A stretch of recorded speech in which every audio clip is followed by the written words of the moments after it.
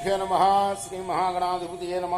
శ్రీ సరస్వతి నమ. భక్తులారా, వ్యాస మనిషి రచించిన మహాభారత ఇతిహాసం యథాతథంగా చెప్పుకున్నాం. ప్రతి శ్లోకం దాని అర్థం. ఇందులో భాగంగా నేటి వరకు మనం ఆదిసభ, అరణ్య, విరాట, ఉద్యోగ, భీష్మ, ద్రోణ, కర్ణ, శల్య, సౌప్తిక, స్త్రీ పర్వాలనే 11 పర్వాలు పూర్తి చేసి 12వదైన శాంతి పర్వంలో కూడా 58వ అధ్యాయం వరకు చెప్పుకున్నాం. ఈ రోజున 59వ అధ్యాయాన్ని ప్రారంభం చేద్దాం. ప్రారంభించే ముందు వ్యాస భగవానుణ్ణి ప్రార్థన చేసుకుందాం. వ్యాసాయ విష్ణురూపాయ వ్యాసరూపాయ విష్ణవే నమో వై బ్రహ్మనిధయే వాసిష్ఠాయ నమో నమః. నారాయణం నమస్కృత్య నరం చైవ నరోత్తమం దేవీం సరస్వతిం వ్యాసం తతో జయముదీరయే. సమర్థ సద్గురు సాయినాథ్ మహారాజ్ కీ జయ. వైశంపాయన ఉవాచ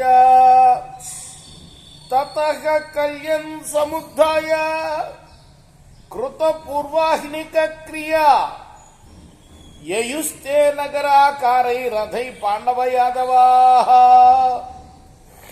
వైశంపాయనుడు చెప్తున్నాడు, పాండవులు యాదవులు ఉదయమే లేచి ఉదయ సంధ్యాది కృత్యాలు నిర్వహించి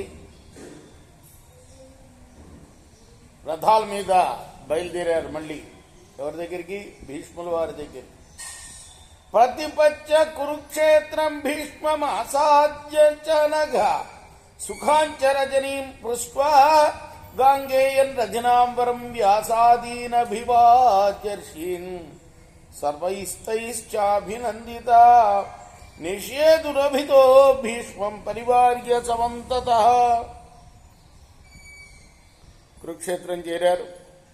భీష్ముడి దగ్గర వెళ్ళి రాత్రి సుఖంగా గడిచిందా అని భీష్ముడిని అడిగారు. వ్యాసుడు మొదలైన అక్కడున్న మహర్షులందరికీ కూడా అభివాదం చేశారు. వారి యొక్క అభినందనలను గ్రహించి అందరూ భీష్ముడి చుట్టూ చేరి కూర్చున్నారు. తతో రాజా మహాతేజ ధర్మరాజో యుధిష్ఠిరః అబ్రవీత్ ప్రాంజలిర్భీష్మం ప్రతిపూజ్య యథావిధి. ధర్మరాజు భీష్ముడికి నమస్కారం చేసి పూజించి ఆయనతో అన్నాడు, యుధిష్ఠిర ఉవాచ యేష రాజన్ రాజేతి శబ్దశ్చరితి భారత కథమేష సముత్పన్న తన్మే బ్రూహి పరంతప. రాజా, అసలు రాజు అనే శబ్దం ఎలా పుట్టిందో చెప్పు. తుల్యపాణి భుజగ్రీవ తుల్య బుద్ధీంద్రియాత్మక తుల్య దుఃఖ సుఖత్మా చ తుల్య పృష్ణ ముఖోదర తుల్య శక్రాస్తి మజ్జా చ తుల్య మాంసా సృగేవ చ నిశ్వాసోచ్ఛ్వాస తుల్యస్య తుల్య ప్రాణ శరీరవాన్ సమాన జన్మ మరణ సమః సర్వైర్గుణైర్నృణాం విశిష్ట బుద్ధిన్ శూరాం కథమేకో అధితిష్టతి. మనుషులందరికీ ఉన్నట్లుగానే రాజులకు కూడా కాళ్ళు ఉన్నాయి, చేతులు ఉన్నాయి, కంఠ ఉంది, బుద్ధి ఉంది, ఇంద్రియాలు ఉన్నాయి. ఆత్మ, సుఖ దుఃఖాలు, పృష్ఠం, ముఖం, ఉదరం, శక్రం, ఎముకలు, మజ్జ, మాంసం, రక్తం, ఉచ్ఛ్వాస నిశ్వాసాలు, ప్రాణం, శరీరం, జనన మరణాలు ఇవన్నీ సమానంగా ఉన్నాయి. అలాగే గుణాల విషయంలో కూడా అతడు ఇతరులతో సమానంగా ఉన్నాడు. తెలివిగల సూర్యులను సైతం అతడు ఎలా మీరి ఉన్నాడు. కథమేకో మహింకృత్స్నాం సూరవీరార్య సంకులాం రక్షక్షపి చ లోకస్య ప్రసాదమభివాంఛతి. సూర్యులు, వీరులు, ఆర్యులతో కూడిన భూమిని అంతటినీ కూడా రాజు ఒక్కడే ఎలా రక్షించగలుగుతున్నాడు? లోకులు అతని ఎడల ప్రసన్నులై ఉండాలని ఎలా అనుకుంటాడు? ఏకస్యతు ప్రసాదేన కృష్ణో లోక ప్రసీదతి వ్యాకులే చాకుల సర్వ భవతీత వినిశ్చయ. ఒక రాజు ప్రసన్నుడైతే లోకమంతా ప్రసన్నత పొందుతుంది. రాజు ఒక్కడే కలతపడితే రాజ్యం అంతా కలతపడుతుంది. ఇది నిజం. ఏతదిచ్ఛామ్యహం శ్రోతుం తత్వేన భరతర్షభ కృష్ణం తన్మే యథాతత్వం ప్రబ్రూహి వదతాంబర. కాబట్టి ఓ భరత కులోద్భవ తాత, దీనిలోని తత్వం వినాలని కోరుతున్నానయ్యా. ధర్మరాజు అడుగుతున్నాడు, దీని తత్వం అంతా చెప్పు. నైతత్ కారణమల్పం హీం భవిష్యత్ విశాంపతే యదేకస్మిన్ జగత్ సర్వం దేవవజ్జాతి సన్నతిం.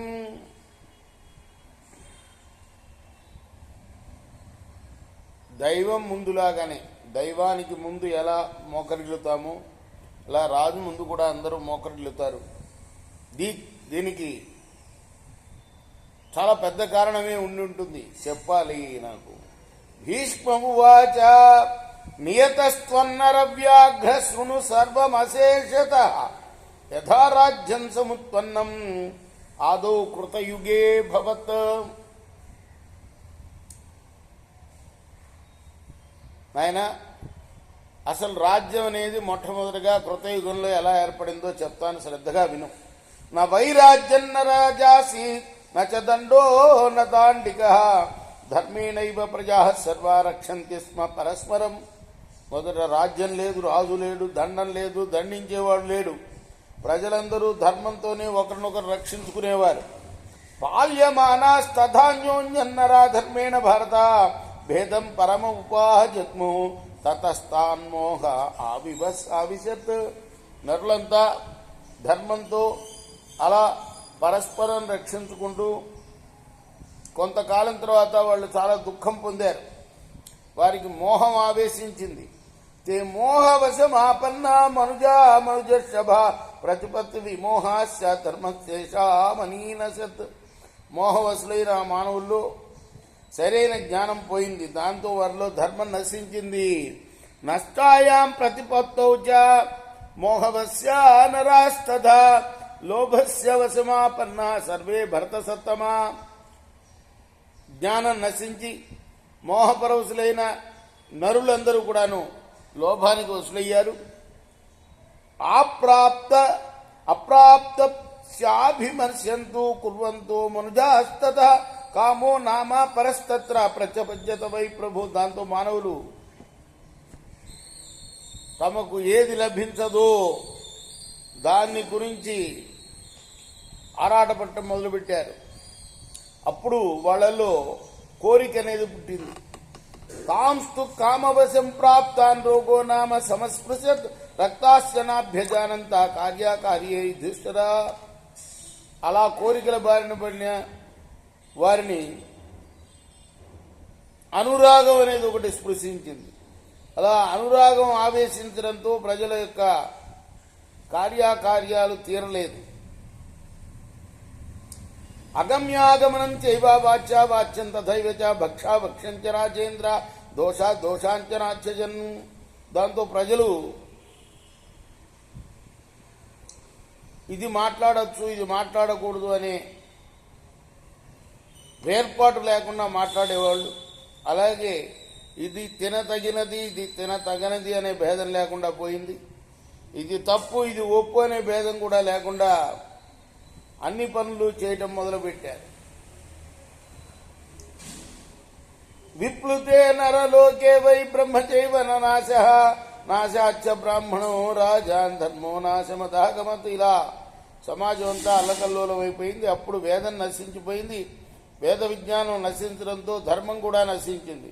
నష్టే బ్రహ్మణి ధర్మే చ దేవాంస్త్రాసః సమావిశత్ తే త్రస్తా నరశార్థుల బ్రహ్మాణాం శరణం యేయు. వేదం ధర్మం నశించడంతో దేవతలకు భయం కలిగింది. దేవతంతా బ్రహ్మను శరణుజొచ్చారు. ప్రసాద్య భగవంతే దేవం లోకపితామహం ఊచు ప్రాంజలే సర్వే దుఃఖే వేగ సమాహత. వాళ్ళంతా కూడా బ్రహ్మకు నమస్కరించి దుఃఖభారంతో అన్నారు, భగవన్నరలోకస్థం గ్రస్తం బ్రహ్మ సనాతనం లోభమోహాదిర్భావై తతోనో భయమావిశత్. మనుష్యలోకంలోని సనాతన వేదాన్ని లోభమోహాది భావాలు మింగేశాయి. దాంతో మాకు భయం కలిగింది. బ్రహ్మణశ్చ ప్రణాశేన ధర్మో వ్యనసజీశ్వర తతస్మ సమతాం యాత మత్యై స్త్రీ భువనేశ్వర. ఆ వేద వినాశనంతో ధర్మం కూడా నశించిపోయిందయ్యా. దాంతో మేమంతా మానవులతో సమానమైపోయాము. అదోహి వర్షమస్మాకం నరాస్తూర్ ఊర్ధ్వ ప్రవర్షిణ క్రియాప్యుపరమత్తేషాం తతో గచ్ఛామ సంశయం. సహజంగా నరులు మాకు అన్నాన్ని వర్షిస్తారు, మేము వాళ్ళకి మళ్ళీ సస్యాదుల రూపంలో అన్నాన్ని అందిస్తాం. ఇప్పుడు మానవుల హోమాదులు లేకుండా పోయాయి, దాంతో మాకు సంశయం ఏర్పడింది అన్న. రేపు మనం 27వ శ్లోకం నుండి కొనసాగిద్దాం. కృష్ణార్పణమస్తు. సాయి కృష్ణార్పణమస్తు. స్వస్తి ప్రజాభ్య పరిపాలయంతాం న్యాయ మార్గేణ మహిమీషా. గోబ్రాహ్మణేభ్య శుభమస్తు నిత్యం. లోకాః సమస్తాః సుఖినో భవంతు. కృష్ణార్పణమస్తు. సాయి కృష్ణార్పణమస్తు.